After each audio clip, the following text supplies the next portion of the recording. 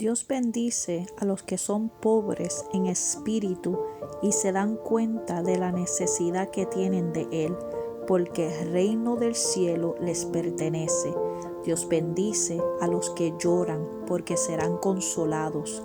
Dios bendice a los que son humildes, porque heredarán toda la tierra. Dios bendice a los que tienen hambre y sed de justicia, porque serán saciados. Dios bendice a los compasivos, porque serán tratados con compasión.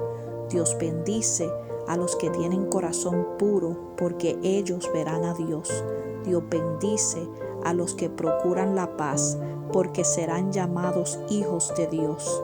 Dios bendice a los que son perseguidos por hacer lo correcto, porque el reino del cielo les pertenece.